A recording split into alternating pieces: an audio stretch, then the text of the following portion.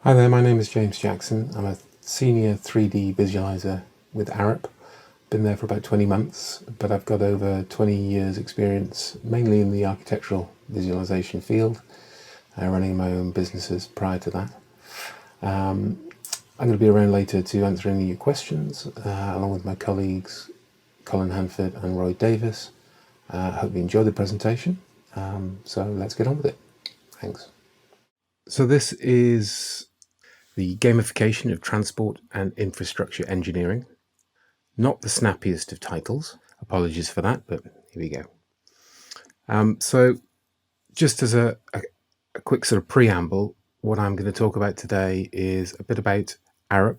I'm going to go into our team within Arup and where we were before we started using Unreal, and then take you on the journey where we started to use Unreal Engine for the project work that we're involved with, through a couple of examples which lead to a sort of more in-depth look at one particular project called the A417, which is a highways project. So Arup, the company was established in 1946 by the philosopher and engineer Ove Arup, and it's really important to have the definition of Ove Arup being both a philosopher and engineer, because he wasn't just one thing. He very much believed in total architecture, which was about having lots of collaboration between different disciplines and bringing them together to improve the built environment we live in. Today, Arup's an independent firm of designers, planners, engineers, consultants and technical specialists, offering a broad range of professional services. And as it says there, we've got over 17,000 people working in 90 offices in 33 countries. And our projects are in, they've taken us to over 160 countries. So a whistle-stop tour of some of the projects we've been involved with. The Sydney Opera House, completed in 1973 and designed at a time when building engineers weren't using computers, they were using slide rules and logarithm tables. And to generate the iconic structure for the cast concrete, Arup were using a pioneering techniques with using computer technology.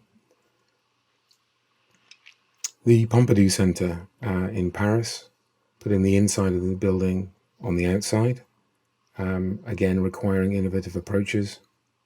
The Menil Collection in the USA, where the louver design was very much part of the function and look of the building. And Kansai International Airport, where we were using fluid dynamics to actually help form the structure of the building at a time when people just weren't doing this. The Angel of the North, a sculpture by Anthony Gormley in Gateshead, sort of 10 minutes from where I grew up, pushing 3D modeling technology.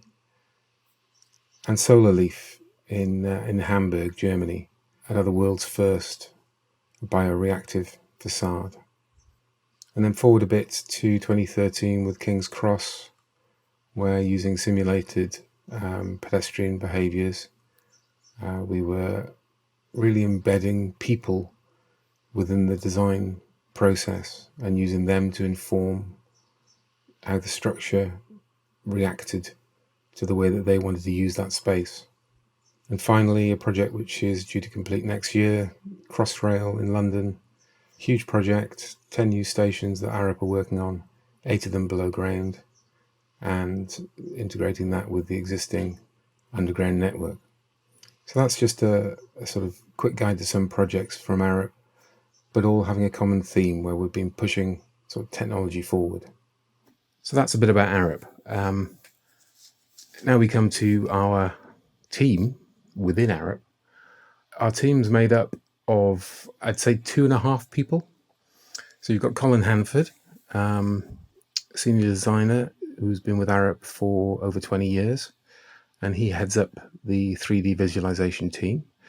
Myself, who joined just over 18 months ago. And I say half because I have to acknowledge Roy Davis, who works in our IT department, but is has a programming background and is an avid gamer.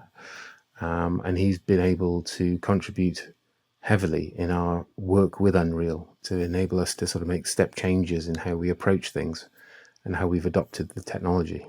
We sit in Cardiff, and we work within the visual communications team. So we're a small team. So, there's two of us sort of full-time doing the 3D viz side of things, with Roy coming in to help us on specific projects. Small team within a global business. So we do have access to resources from across the UK and across the world. And we work with different teams around the world and share information and, develop the products that we're doing. So going back 18 months, where were we? Well, as a team, whilst we're working on, a huge variety of projects, so, buildings, bridges, water projects, master plans, we kind of specialize in infrastructure projects. Essentially, up until 18 months ago, our pipeline was pretty much based on 3D Studio Max. We'd take our engineers' designs from the CAD that they provided, which came from many different CAD applications, and then we bring them into 3ds Max, and then start layering on them sort of visual loveliness, like materials and textures and lighting, and cars and people and trees and all the soft touches that actually sort of make these environments believable. And within that process, we rely on a number of different plugins like Forest Pack Pro and Railclone, because there's a lot of repetition across infrastructure projects. And without those plugins, we'd be struggling to, place 30,000 trees along a road scheme by hand, although we have had to do it in the past. And then the output from 3ds Max uses V-Ray for rendering, and we're outputting still imagery, animation, 360-degree imagery, producing things like verified views, photo montages. So kind of it's what I would call a traditional visualization pipeline.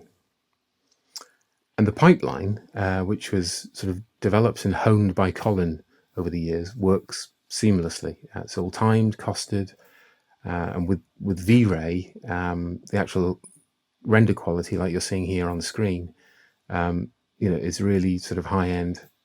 But of course, with rendering out linear frames at high resolution, there is a time cost. You're looking at, maybe, up to a week maybe to get the right frames out before you could actually see the final results of what you're producing. This is a different sort of project, again, sort of infrastructure with a sea defense scheme, and again using V-Ray. So this is where we were 18 months ago, using this sort of traditional approach. But of course, with that time constraint on the sort of production of the final imagery, oh my lord, what happens when the design changes? What happens when the client decides to change a particular detail? Well, you end up going back through the process and having to re-render the frames, if not the whole animation, depending on what they're changing, which offers up a huge sort of logistical problem when you're working to fairly tight deadlines for delivery for project launches or events. So what happened 18 months ago was a number of things. I was lucky enough to get a job with Arup, and when I joined, we just delivered a drive sim developed in another real-time engine, no names named. And Colin was, helping to deliver this drive sim from the local perspective. This was developed by our Brisbane team, headed up by Bob Donker, and they did a great job. But we didn't think it looked as good as it could do. And we've been looking at Unreal Engine, and the visuals from Unreal were far surpassing this sort of level. And we thought, well, we like it to look better. And also the complexity of updating this particular system meant that all we could do was create the environment. We had to send it away all the way across the world for the Australian team to actually edit and send back to us. And at the same time, a big project that we had on the books, which I was sort of slated to work on with Colin, got shelved. So there was a bit of a lull. So what do? Well, Colin asked me just to look at Unreal. We took the same environment that you saw earlier on the speeded up version of the animation, and we exported it using one of the earlier renditions of Datasmith, and dropped it into Unreal. And what you're seeing in front of you was the sort of first result of bringing those elements together. It looks great. We hadn't done anything. We just literally got it into the machine. We could already sort of fly around it because of all the sort of built-in controls. So that it was a no-brainer. It was, let's just use this. Let's see what we can do with it. So Colin went off and bought some assets. So we bought the drivable car assets, which I believe were free last month on Marketplace, and asked me to throw them into the model, which I did, so we could drive around within our environment. And then he said, can we get it to work with our steering wheel? Because we'd had the steering wheel set up for using with the other drive sim. And we hit, I hit a bit of a snag there because there wasn't a plugin for the version of Unreal that we were using, which is when Roy first entered.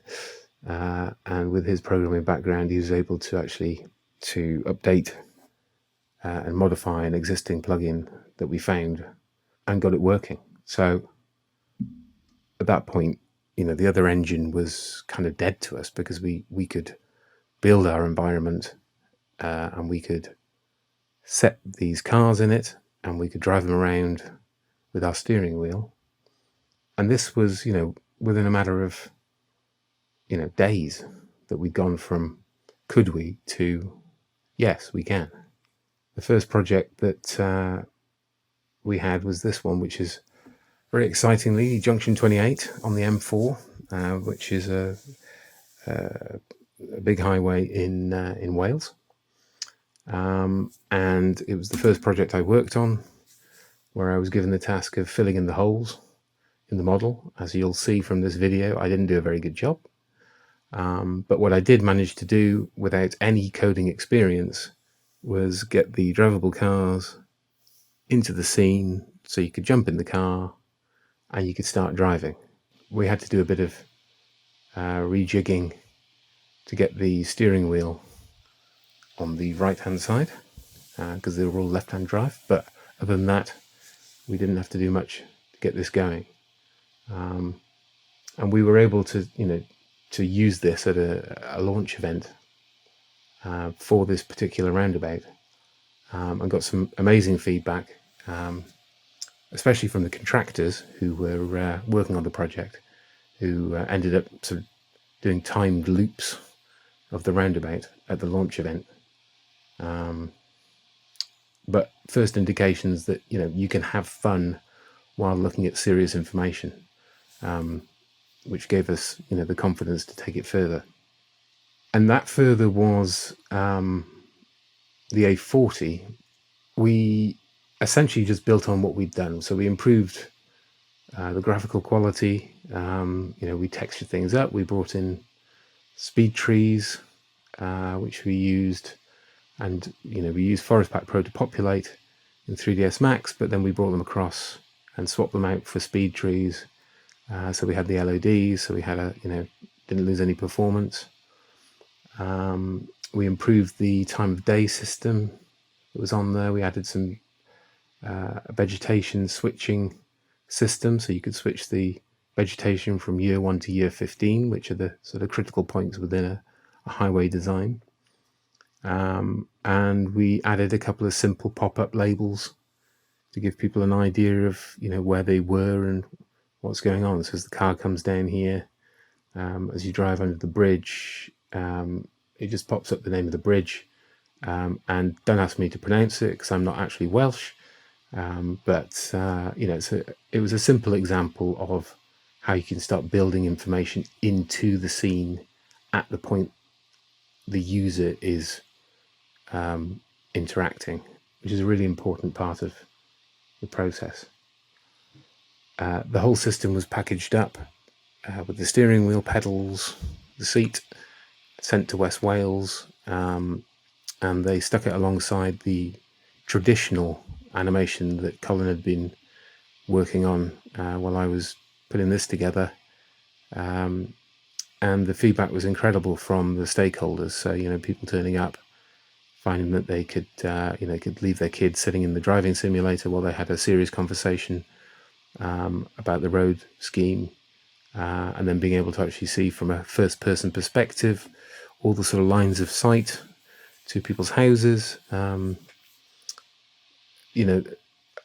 Having the confidence, basically, that they were looking at geometrically accurate renditions of how this road is going to appear when complete. And it's a bit of fun. People like to interact with it. We also added a drone camera into this particular one, which enabled us to lift up, fly around, see the road from different perspectives. You could fly down to someone's house and look at it from that perspective. And we were blown away with the quality of the imagery and the speed of reaction that Unreal Engine gave us in terms of being able to actually fly around and still retain that visual quality. It just makes it seamless. You can just see exactly what you need to be able to see and have conversations about what you need conversations about. So what we found from that, we could put not just the stakeholders when they were at the event, but we could also put our design engineers in the driving seat as they're developing the design, and they can see it from a real perspective, and they could pick up on specific design issues along the way, ultimately making a more efficient process to develop the road.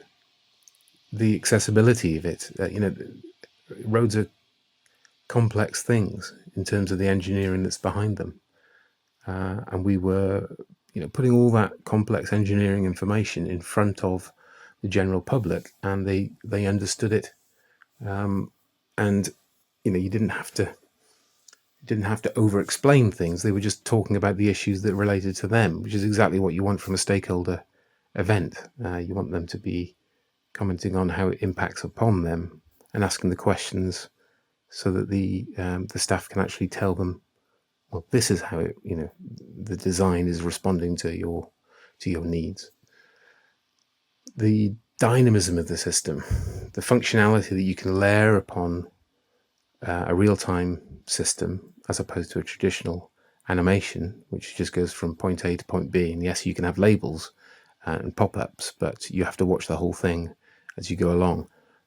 With a real-time delivery, you can put that information at the point that it is of interest. So as you fly past the bridge, drive past the bridge, it pops up the name of the bridge. They're getting that information when they need it, and it's entertaining. It definitely brings in new demographics. People are interested in it, old and young. And the final one there, it starts conversations and it leads to better conversations. You can get to the point quicker by having such sort of visual integrity. So the A417, the missing link project opportunity came up, one that we, again, would traditionally produce still imagery and animations using V-Ray. And we said, no, we're going to do the entire thing in Unreal. So that included the drive sim experience, but also all the actual animated output from the presentation. And the project itself, as a background, quite interesting. It's landscape led, which is quite unusual for a highways project, because the road goes through an area of outstanding natural beauty. So, this picture is sort of indicative. It's looking down from one of the hilltops, one of the viewpoints where the road's going to be, and fairly extensive in terms of how far we needed to see.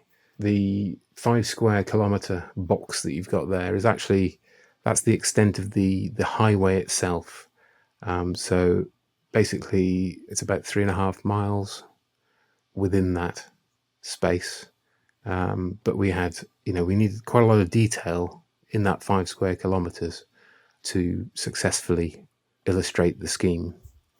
And then outside of that, we had a sort of another level of detail, which was a bit more simplistic, but it was still quite in close proximity, so it still had to look quite good. And then beyond that, because the road actually runs up to the top of a hill, you had these enormous vistas. So the way we were going to set it up, we had like a 40 square kilometre terrain model that stretched out into the distance with aerial photography mapped onto it.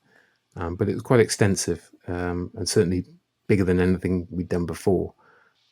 We've used this clip, which is one of our highway engineers actually using the drive sim inside our offices. So this is the sort of setup that we have, where the engineers can come along and sit down and actually sort of drive the scheme or fly or walk. And with this project, we extended the functionality that we had on the A40. So we because it was landscape led, because there was a green bridge that ran across the road, which was as much for animals as it was for people to walk across. We wanted to introduce something from a sort of human perspective. So we, grabbed a character again from the marketplace, dropped him in. He looks a bit Grand Theft Auto for our liking, but it gave us the perspective that we needed. You could walk around, you could, switch to his point of view so you could see the views from the bridge. We also introduced a navigation system. Again, this was something that Roy was really influential in helping us set up. And that navigation system allowed us to have multiple starting positions. So we effectively had 3 starting positions for the car. We had a drone camera that we could click on. And we also had the chap that you're seeing that could run around.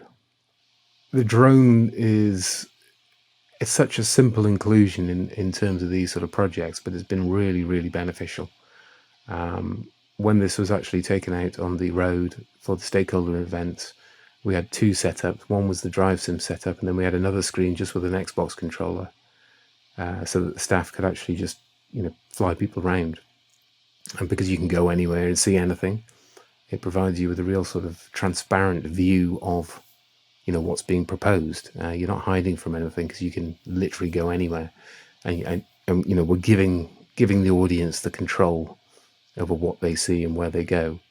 And okay, you get some people that just treat it like a game, but the people that need the answers, the people that are there to find out more information about the scheme, they use it in a very effective way to actually sort of go, right, I live here, how do I get to there? And then the staff can actually just, in this case, they can just fly them following the road that they would take to their house, or obviously they could drive them.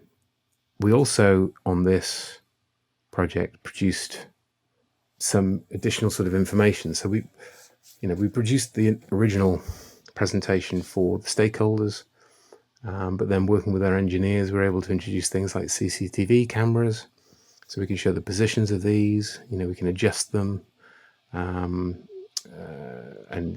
this is just in editor, but we can just spin around, show them where things were, and then we can give that data back to the designers, and they can check the heights of things and the positioning, make sure everything's in the right place, and it's just a really invaluable sort of visual aid in that respect. And the other side of the project, what we had to deliver was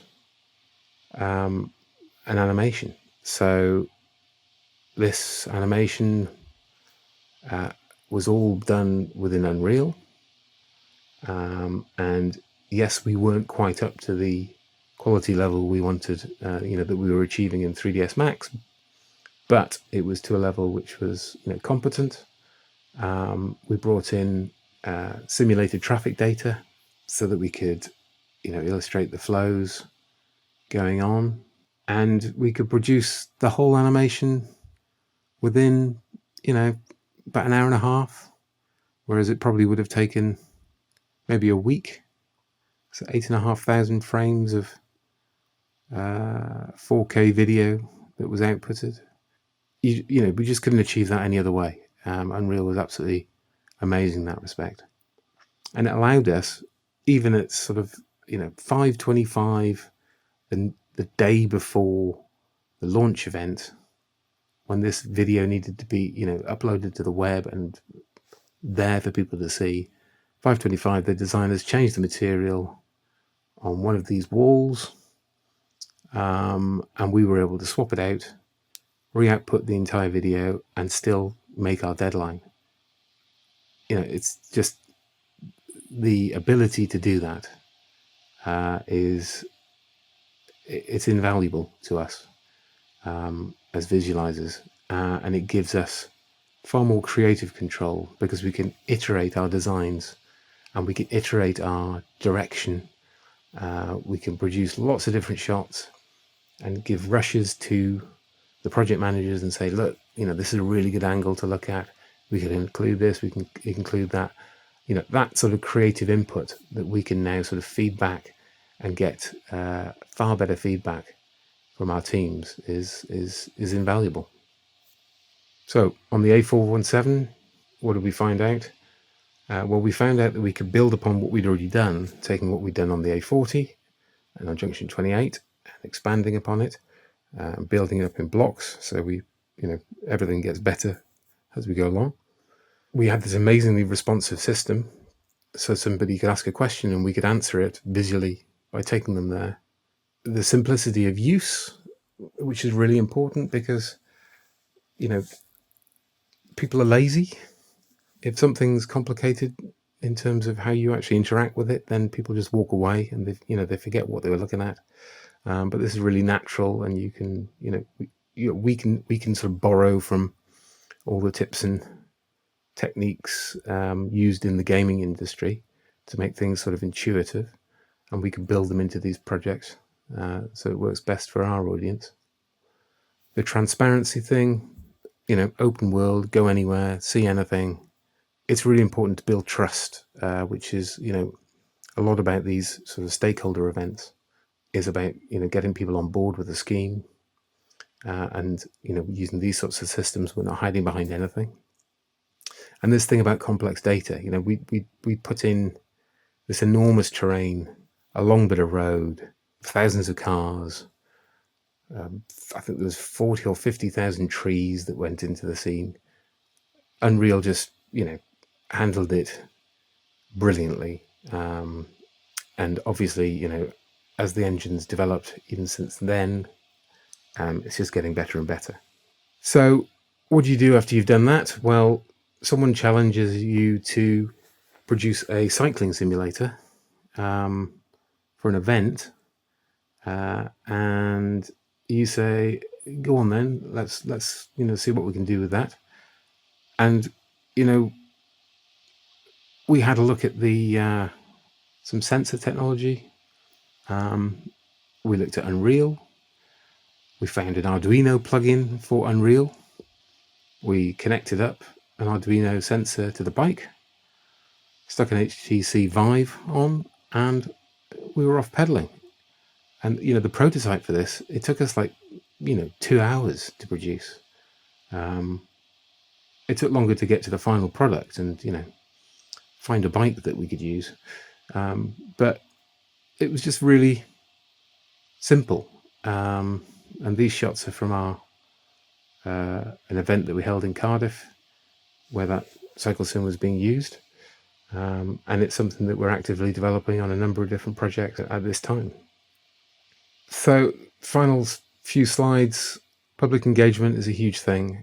This is a shot from the launch of that Junction 28. We've got a quote there from the Transport Minister in Wales, Kevin Skates. Both cycle and drive sim up at one of our office events in Edinburgh. Highways UK, where we took along the driving simulator, and we had some amazing engagement from sort of school trips and school kids that came along. They're seeing engineering in a completely new way. It's like, wow, you get to do this sort of stuff as an engineer. Yes, that's what we do. So it's been great. So, very quick sum up. As it says there, Unreal Engine is enabling us to present projects in dynamic, clear, and engaging new ways. Absolutely. Harnessing data and presenting it in a way that users themselves can interrogate through exploration. Really important. As human beings, we want to sort of play and explore and find things out. And if we produce these real-time environments, you can just give it to people and they can go off and do that. Outputting real-time animation, amazing. We can produce animated media so much faster. And whilst in some cases, the project managers would say, well, we can get you to, we'll give you the information 3 weeks after we'd normally give it to you. That's not the point. We want their information at the same point, but we want to give them lots of different options to show their scheme in lots of different new ways. And through doing that, we can then inform the design process better, which means they can get better outcomes for schemes. And that's it. Thank you very much for your time. Look forward to answering any questions. Thanks.